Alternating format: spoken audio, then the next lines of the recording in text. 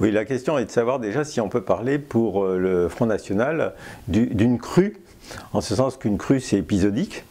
Et là, c'est quand même un phénomène d'ascension de long terme, qui date de 1983-84. Avec ensuite quelques variations dans leurs succès électoraux, mais ils vont se retrouver très rapidement au niveau de 10%, puis ensuite au-dessus. Donc ça, c'est quand même une histoire qui date de pratiquement 30 ans. C'est quand même important. Donc ça, c'est une première remarque. Ce n'est pas véritablement une crue, là, c'est une installation durable dans le paysage politique français. Ce qui peut l'expliquer, c'est un changement profond de la société française, qui n'a rien à voir avec celle, mettons, des années 50, du début des 30 Glorieuses. On a une société qui, pour se développer, a été bouleversée avec un très puissant exode rural, bien plus rapide qu'auparavant, une industrialisation accélérée, un appel massif à une main-d'œuvre d'outre-frontière parce qu'elle était absolument nécessaire pour faire marcher la machine industrielle française, et donc une transformation en profondeur de la société qui est mal acceptée par un certain nombre de gens qui restent attachés à une France mythiquement unie, protégée, etc. Ce qui n'a en fait jamais existé, c'est du mythe. Mais ces réalités-là, qui étaient déjà en cours auparavant, se sont accélérées. Bon, ça, c'est une première donnée. Une deuxième donnée, c'est quand même la crise profonde et le chômage, on pourrait dire quasi permanent, qu'on n'arrive pas à résoudre et que les hommes politiques de droite ou de gauche n'arrivent pas réellement à résoudre et qui restent autour de 10% de la population active. Et ça, c'est quand même un phénomène absolument majeur. Et enfin, un contexte international à partir des années 90 qui est favorable. Et ça me semble un phénomène important. Et en quel sens? Mais au sens qu'il y a une remontée des nationalismes, un petit peu partout en Europe et pas seulement, on voit aux États-Unis, dans les pays développés. Et j'ajouterais la disparition, pas quasi totale, en tout cas la forte, très très forte régression du Parti communiste français, qui représentait quand même une force, un contre-pouvoir organisé, et sa dissolution, notamment au niveau communal, au niveau local, est aussi, alors cette fois-ci non pas sur le plan sociologique ou sur le plan économique, mais sur le plan politique, une transformation profonde du paysage politique français.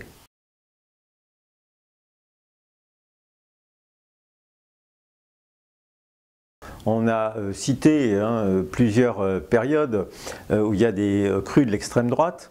Il y a des périodes où ces crues sont relativement brèves et sont, je dirais, essentiellement franco-françaises. Le boulangisme des années 1880, l'antidreyfusisme de la fin du 19e siècle, début 20e, le poujadisme des années 50, le mouvement Algérie française. Ce sont, bien sûr, il y a des contextes internationaux, mais ce sont avant tout des phénomènes franco-français qui durent quelques années. Or, là, ça dure longtemps, et si on voulait le rapprocher, ce serait les années 30 et Vichy. Alors, il y a énormément de différences. Les différences, je dirais, si on regarde de près les conditions socio-économiques et même les conditions politiques, sont fondamentalement différentes. On a une très forte polarité gauche-droite, on a une gauche qui est puissante même si elle est défaite après l'échec du Front populaire, etc. Je dirais, c'est sur le plan socio-économique et même politique en France, c'est fondamentalement différent. Mais il y a quand même quelque chose qui explique la pérennité des ligues d'extrême droite, puis évidemment leur triomphe sous Vichy. C'est le contexte international favorable. On a dans cette période des pouvoirs, j'apprends ça à personne, des pouvoirs en place, fascistes en Italie depuis 1922, nazis en Allemagne depuis 1933, des pouvoirs autoritaires en Europe centrale. Les démocraties sont rares dans l'entre-deux-guerres en Europe. Tout ça, c'est des séquelles de la Première Guerre mondiale qui sont tout à fait tragiques. Et donc, on a un contexte international où les nationalismes et les nationalismes xénophobes sont très puissants. Et donc, les mouvements d'extrême droite en France s'inspirent il y en a certains même, des petits groupes qui sont directement financés, notamment par les Italiens, mais par les fascistes italiens, j'entends bien sûr, et par le gouvernement de Mussolini. Et il y a un contexte donc qui est favorable à ces idées, à ce nationalisme xénophobe.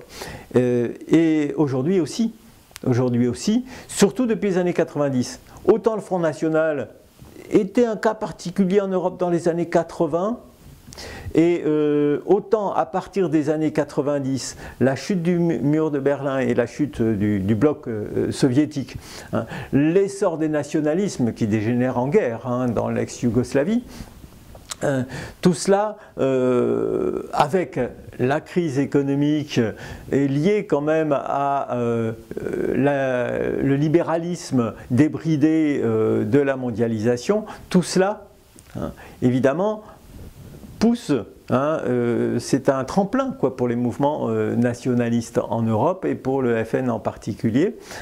Et donc le FN s'inscrit dans un mouvement beaucoup plus large, d'où sa durée, d'où son implantation, et ça c'est quelque chose qui est important. Ce qui laisse penser d'ailleurs qu'une des solutions, une des réponses, je dirais, à ces poussées ne doivent pas être uniquement franco-françaises et européennes. La dimension européenne est tout à fait importante pour combattre ces poussées nationalistes.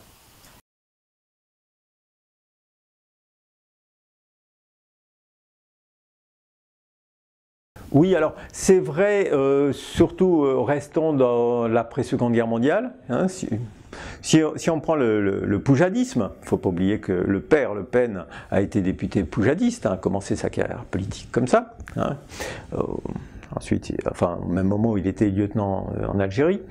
Donc, le poujadisme, ça a été un mouvement au départ de petits commerçants et d'artisans, auxquels on imposait de payer des impôts, auxquels on allait contrôler leurs comptes, et ça ils n'ont pas aimé du tout. Et ça a été une chasse aux inspecteurs, aux contrôleurs des impôts. En fait, c'est cette petite France rurale de la petite ville, etc., qui craignait fortement la modernisation de la société française, dans une période où effectivement la transformation était en cours. Si on prend aujourd'hui, les bouleversements sont multiples. Et je dirais il y a une nostalgie des 30 Glorieuses. Et là, je dirais les bouleversements sont d'une ampleur assez gigantesque. C'est-à-dire qu'une partie de la population française, sur laquelle surfe le FN, est nostalgique d'une période où les pays occidentaux régnaient sur le monde, où leur économie, leur idéologie dominait le monde, où les pays du tiers-monde, même les plus peuplés, comme la Chine ou l'Inde, comptaient pas pour grand-chose dans l'économie mondiale, où on restait finalement dans cette période de 3 siècles ou 4, pendant lesquels l'Occident a dominé le monde. C'est fini. C'est fini. Et tous les discours sur la grandeur de la France, etc., c'est de la poudre aux yeux. Et ça, c'est quelque chose qui est... C'est pas exprimé comme ça, mais au fond, c'est très présent. C'est très présent et ça se traduit par une hostilité aux autres identités, aux autres cultures, par une xénophobie, par un racisme et un repli sur soi qui débouche sur rien. Et même sur une aggravation de la situation économique et sociale de beaucoup de gens. C'est un profond conservatisme qui n'est pas propre d'ailleurs à l'extrême droite, mais dont se sert fortement l'extrême droite dans sa propagande, et qui est quand même un des fondements de cette idéologie nationaliste, de la grandeur de la France, etc., et de l'identité française, qui est complètement mythique. Même historiquement, c'est du mythe. Mais on essaye d'entretenir ce mythe.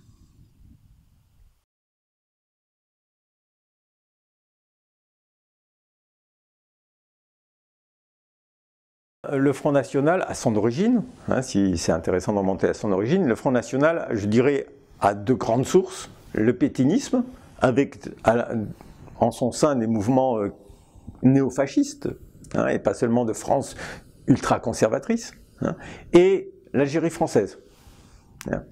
Il y reste à la fois des gens de cette époque, hein, même des jeunes qui se réclament finalement de cette époque, hein, qui avancent plus ou moins masqués, parce qu'il s'agit quand même, vu le poids hein, que ça a dans la conscience française, il faut avancer masqué. Hein. Maintenant, de temps en temps, hein, il y a des poussées de fièvre, ça remonte, voir la dernière sortie de Marine Le Pen hein, sur la participation de la police française au Veldiv, c'est symptomatique. Donc ça nous rappelle, c'est une petite piqûre de rappel pour nous dire, attention, hein, derrière le discours qui endort un peu la société, ça reste présent, ne l'oublions pas. Hein. Donc le pétainisme est une partie, hein, c'est une partie de l'idéologie permanente du Front National. Ça, c'est certain. Pourquoi on l'oublie aujourd'hui? Bien parce que, d'abord, c'est loin. Pour les nouvelles générations, il n'y a plus directement cette référence. Donc, il faut que ça soit transmis. Hein. Et puis, il y a une volonté d'effacer tout ça. Les gens préfèrent oublier finalement face aux problèmes actuels. Ils préfèrent oublier tout ça. C'est peut-être une question générationnelle, c'est possible. Hein. C'est aussi à nous de le rappeler.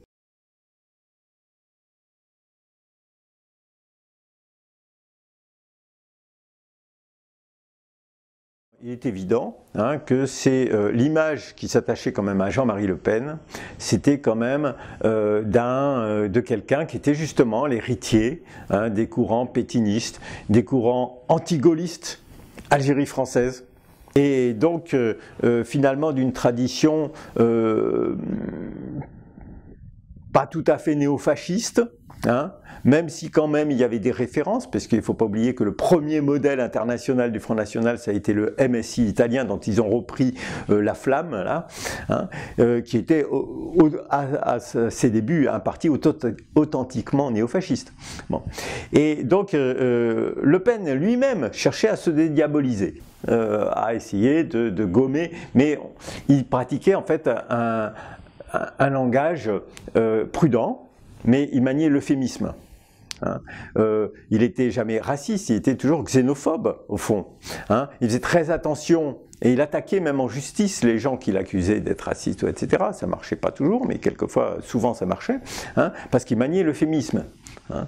Et pour son auditoire, qui pouvait être antisémite, qui pouvait être tout simplement raciste, quand il disait les choses à demi-mot, il s'arrêtait juste à temps. Hein, mais c'était compris. Et je pense que Jean-Marie Le Pen n'était pas quelqu'un qui, au fond de lui-même, avait une stratégie de conquête du pouvoir.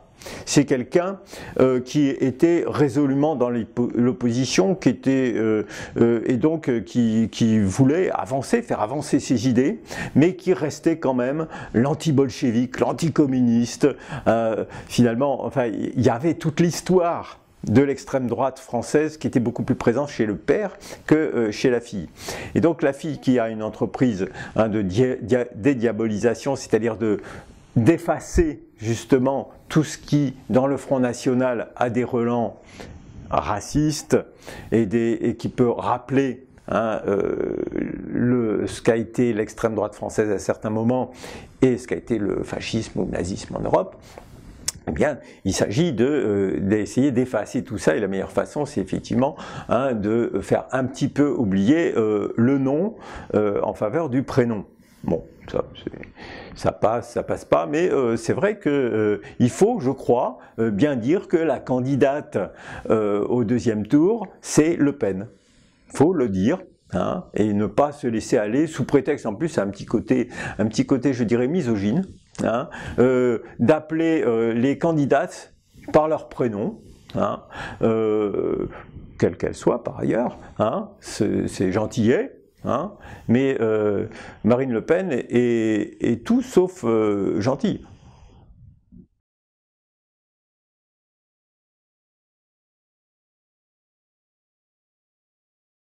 Je disais à l'instant que Jean-Marie Le Pen lui-même avait un petit peu écarté des gens qui étaient d'authentiques néofascistes, des gens venus d'un groupuscule qui s'appelait Ordre Nouveau, enfin non, des gens qui sentaient un peu la poudre, et soit il les mettait sur la touche, soit ces gens partaient, et dans d'autres partis des Forces Nouvelles, enfin il y a eu des petits groupuscules authentiquement, je dirais, néo-nazis ou néo-fascistes, hein, et Le Pen, père, cherchait à s'en débarrasser. Hein. Bon, parce que même sa propre image, lui-même, dans le microcosme d'extrême droite, apparaissait immodéré. Bon, donc c'est quand même une stratégie relativement ancienne. Hein. Bon, maintenant, elle a fortement progressé, puisque là, notamment, je dirais le progrès le plus spectaculaire, actuellement, c'est de se réclamer avec force de la tradition républicaine. Parce que une des barrières majeures qu'il y avait en France contre les poussées de l'extrême droite, c'était l'attachement de la population, toute catégorie sociale confondue et tout parti politique confondu, à la République. Hein.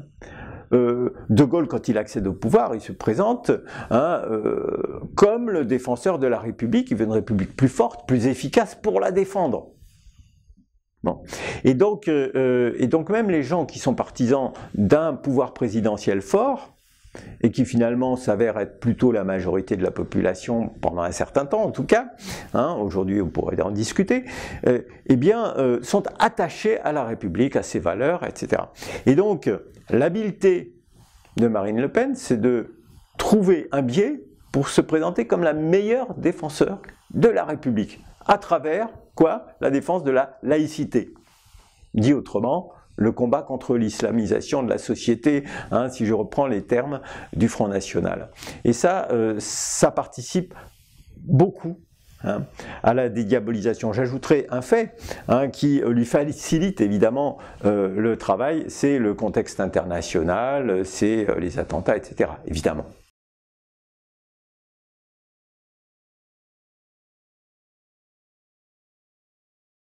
Alors il y a plusieurs facteurs. D'abord, ce n'est pas une surprise.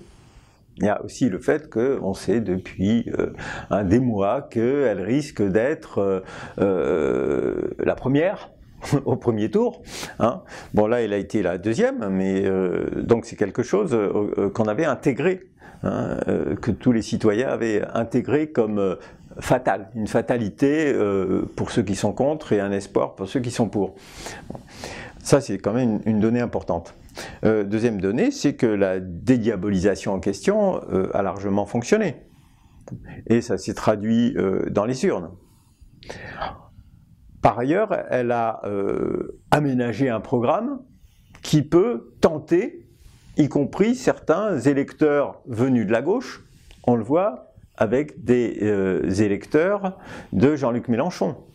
Donc il y a beaucoup de facteurs, hein, qui jouent, mais il y a une société française qui est démobilisée, qui est extrêmement troublée, qui ne sait pas à quel sein se vouer, et donc on est dans une situation où la population donc n'est pas prête à se mobiliser massivement.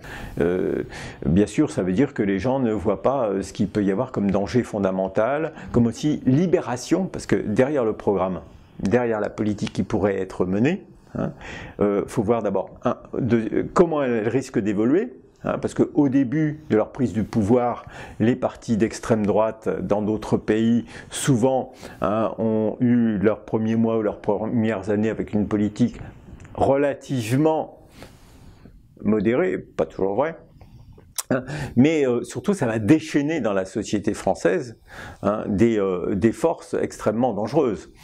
C'est quelque chose, mais pour l'instant il n'y a pas d'unité de la population face à cette question.